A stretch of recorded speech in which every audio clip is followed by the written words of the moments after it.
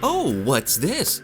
I just saw a new posting on findavillainteammate.com, and it's actually from Kang. That's cool. What's it say? Looking for a Phase 4 villain to team up with to help conquer the multiverse. Must not betray me. Must be accepting of my variants for better or worse. Must love apples. Kang is coming to the MCU, and you know what? He won't be alone.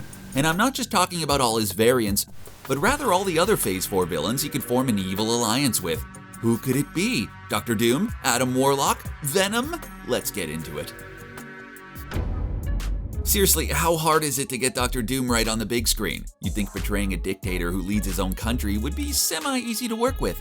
But then here we are with not just one, but two failed live-action attempts that just didn't give the iconic comics villain the respect he deserves. But I say, let that all change in Phase 4. I think the reason Dr. Doom has failed in the past is because all Fantastic Four movies needed to tie in his origin story alongside his enemies, the Fantastic Four. So the way to fix that is to introduce Doom in the MCU before the Fantastic Four are ever seen. Victor Von Doom is a huge player in major events in the Marvel Comics, and he always positions himself to accumulate more power. So I don't think it'd be too out of the realm of possibility that Doom would align himself with Kang the Conqueror. Because look, even though Kang has infinite variants, he can't feasibly be everywhere at once. Maybe in Kang's conquest throughout the multiverse, one of the universes he's already beaten. He did so by teaming up with that version of Dr. Doom. And now that Doom gets to rule his universe with an iron fist in the name of Kang. But plot twist, we know Dr. Doom doesn't usually like to take orders from anyone. So this could just be a long con that would eventually see Doom try to eliminate Kang himself. Yeah, Dr. Doom could make for a powerful ally in the multiversal war, but you know he's going to eventually want to be at the top of the food chain. Could the MCU be prepping for a big Red Skull return? It's certainly possible. When we last saw Red Skull, he was on Vormir, cursed to a fate of leading others to a treasure he himself could not possess. Total bummer. That must have gotten pretty lonely. What do you think he did in those years he spent alone? You think he took in the Scott Lang route and practiced his close-up magic? It's possible. That nifty parlor trick of telling each visitor their father's name is the type of thing you'd see in a Las Vegas magic show, right? Anyway, the Russo brothers confirmed that once the Soul Stone was taken, Red Skull would be free from his fate and able to leave. And sure, that was probably an offhand comment, but it's now opened up a whole multitude of different options where Red Skull could return, now with spooky ghost powers. Ooh. Now imagine for a second that Kang the Conqueror comes to our universe and seeks out a person who would know the ins and outs of the universe's history. Red Skull would be the perfect candidate for that. Besides Thanos, Red Skull was very active in the Infinity War saga, presumably now having knowledge of every Infinity Stone and how they work. You take over a universe by knowing its past. So Red Skull, who's been around the block a few times, would be a great ally to have. Plus, I think it'd be a nice way to just show how powerful Kang is by making one of Phase 1's biggest baddies his minion. There's still so much we don't know about the upcoming Spidey sequel, but Spider-Man No Way Home is going to be huge. As closely guarded as many of the film's secrets have been over the past year, we were able to get a general idea of things. The inclusion of Doctor Strange, as well as the confirmation that Alfred Molina is reprising his Doc Ock role from Spider-Man 2, and Jamie Foxx is back as Electro, pretty much confirmed there will be a ton of multiverse shenanigans. The big rumor was that all these villains would be displaced from their timelines, and basically be a version of the Sinister Six who struggle to get home. Now that's pretty cool by itself, but I'm sure we'd all be happy about that. But is there a way to fit in Kang in there somewhere? With Spider-Man No Way Home tackling the ramifications of a multiverse, it would make sense that this new version of the Sinister Six has some sort of leader to guide them in their mission or quest. If there are all these random villains thrown together, then that might make things a little chaotic and unorganized. But if Kang, who recognizes the multiverse is breaking and specifically plucks these villains from their timelines and sets them loose on the multiverse, then that makes for a more cohesive storyline. It would show Kang as an intelligent strategist who sends lower-level villains to do his bidding in a way that's a little reminiscent of Thanos, but done in a better way overall. Gorr the God Butcher, as the name suggests, hates gods. At least he does in the comics. We don't quite know how the MCU will adapt this villain storyline yet in the MCU, but we do know he's the main villain of Thor: Love and Thunder and will be played by Christian Bale. But who knows, with Taika Waititi behind the camera, there's always the possibility that the quirky director will just make Gorr an actual butcher somewhere as a joke. You're just never sure how Taika will Taika Waititi-fy a character, right? Anyways, Gorr is one of those few villains on this list with a blank slate. He doesn't come from a previous multiverse franchise. We haven't seen him yet in the MCU, he doesn't have a super well-known comic history, etc, etc.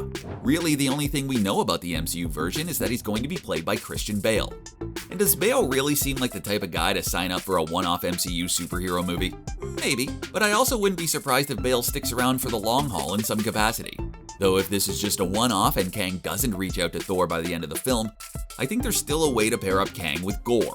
In the comics, Gorr has the Necro Sword, which gives him incredible power. Maybe the MCU will show us that Kang is the one who gave him that sword.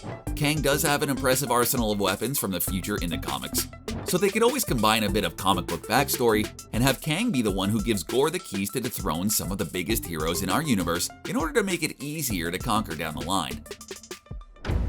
We've already tried a live-action apocalypse before and it didn't work out super well. But now that the mutants can be fully integrated in the MCU, we can do things differently. The problem with bringing in Apocalypse is that we just rehash his origin story, and we already saw that a few years ago. So the best way to switch things up is to introduce Apocalypse through Kang's perspective.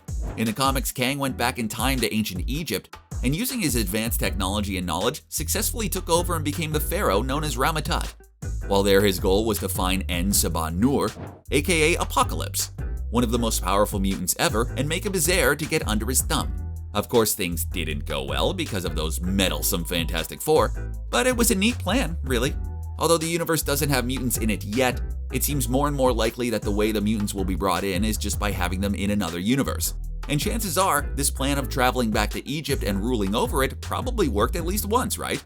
So why couldn't we see this evil version of Kang already have interacted and teamed up with Apocalypse? That'd be a nice way to ease us into the concept of mutants. If there's one thing that Phase 4 has made clear is that the Dark Avengers are coming. Valentina basically Nick Fury'd her way into the Falcon and Winter Soldier and recruited John Walker's US agent for her new special team. But then she popped up again in Black Widow to point Yelena toward Hawkeye, showing that she's going to be a major player in the MCU moving forward. But what exactly will happen with this new team of Dark Avengers? Here's a crazy theory. What if they're working for Kang himself? Valentina is probably working with someone, and the obvious answer would be Norman Osborn, as he led the Dark Avengers in the past. But wouldn't it be a total surprise if it's revealed Kang is the one pulling the strings to Val's new team, in order to establish his own group of loyal anti-heroes that could assist him on his quest in conquering the universe? Yes, it's a little wild, but think about it for a second. Okay, fine, I'll remove my tinfoil conspiracy hat, because I know that's a long shot, but I want an apology if it turns out being right. Okay, I'm going to admit something to you. This is top secret, don't tell anyone, okay? But while watching the Loki finale, when He Who Remains was talking about how he tamed a creature known for destroying and consuming universes, I was 100% convinced He Who Remains was about to say Galactus. Which, yeah, doesn't make much sense because of course he was referring to Alioth. Maybe I just really wanted to see Galactus, okay? But this got me thinking. Could Kang team up with Galactus down the line? I think it's a possibility. Because both being card-carrying members of the I Hate Fantastic Four Club, a team-up sorta makes sense here. If He Who Remains successfully captured and weaponized Alioth, why couldn't a more warlike Kang capture and weaponize Galactus in a different universe? Right now, Alioth seems like a huge problem for anyone who wants to invade our universe and mess with our timeline. So maybe Kang needs to bring his own big gun in order to put Alioth in its place. And what better way to show off the awesome might of Galactus than having him destroy what might be the most powerful thing in our universe under the commands of Kang? The Mandarin and his lore actually have been a part of the MCU since the very beginning, and ever since Iron Man introduced the Ten Rings terrorist group. What should have been a nice lead up to the actual Mandarin in Iron Man 3 turned to be a fake out. Fans of the Mandarin villain were disappointed, but that's all about to change with Shang-Chi and the Legend of the Ten Rings, which will finally, absolutely, 100% reveal the real Mandarin. At least, I hope so.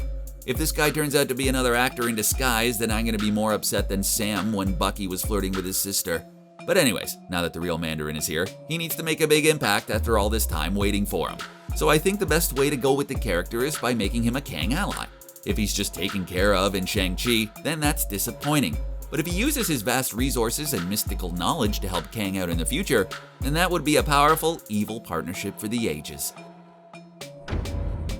We're gonna file this one under long-shot team-ups that I never knew I wanted until this very moment, because this one is a little wacky. Venom is currently busy leading the Sonyverse, and it's become increasingly fuzzy just how much interaction the Sonyverse and the MCU will have with one another. The likely option is that they'll just say that the Sonyverse is just another universe in the MCU and keep interactions to a minimum.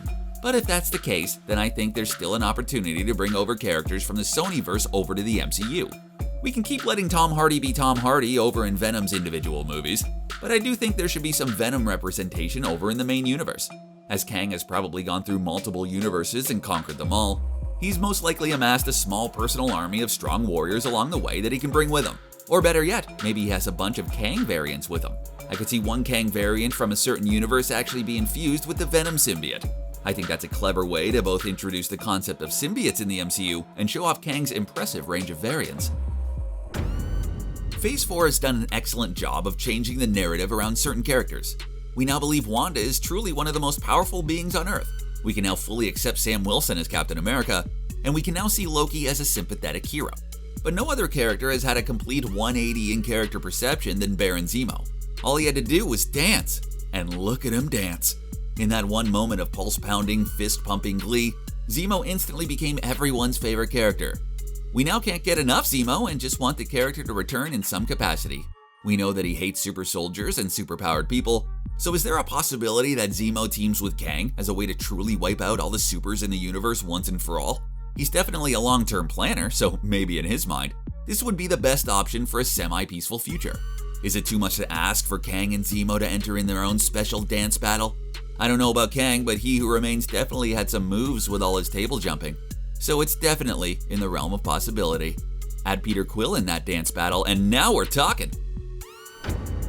The Grandmaster likes to survive, and he's definitely the one on this list who would betray his universe in a second if it meant giving him a modicum of power. If Kang came to the Grandmaster and asked for his assistance, I don't think Kang would even get to finish his sentence before the Grandmaster agreed to it. But what could the Grandmaster offer to someone like Kang? Admittedly, Grandmaster was used mostly as a joke in Thor Ragnarok, but let's not forget who and what Grandmaster is. Although it's never stated, he's an ancient being who's actually brothers with the Collector, and someone with that much ancient knowledge, along with his ability to completely conquer and rule over an entire planet, would be near top of the list of people Kang would want to meet.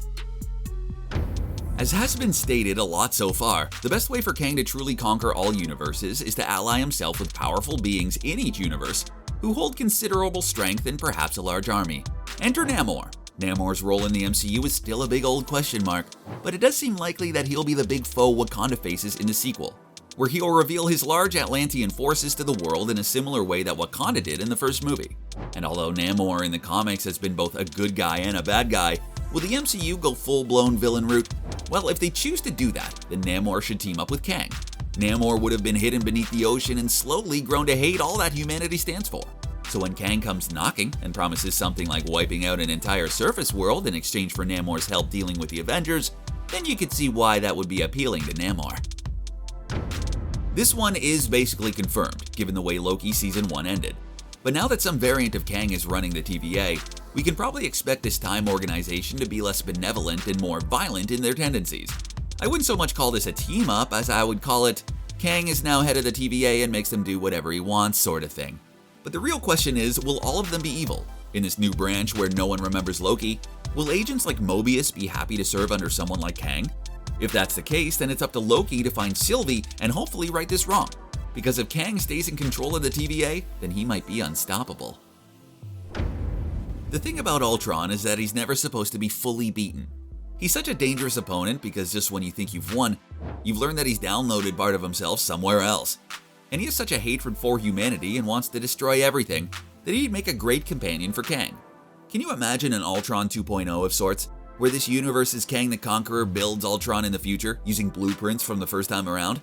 That will establish Kang as a genius who's smarter than Tony Stark and Bruce Banner, while also bringing back a villain in a new way to really cause problems for the Avengers. Adam Warlock was supposed to play a big part in the Infinity Saga, if we're going off the comics, but sadly they couldn't feasibly work him into the MCU at the time. So I think it's fitting that the MCU makes up for it by having Adam be a main player in the upcoming multiversal war arc. Everything that Adam couldn't do with his complicated backstory could now tie in with Kang and his plans. And honestly, that would be the best instance of the MCU adapting a beloved character's comic book backstory in a way that fits the narrative they're telling. More Adam Warlock, please. Thank you.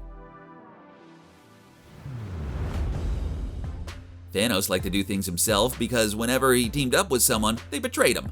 Will things go differently for Kang? I hope so. Why can't villains ever work together and form a mutually beneficial relationship? Don't betray, befriend.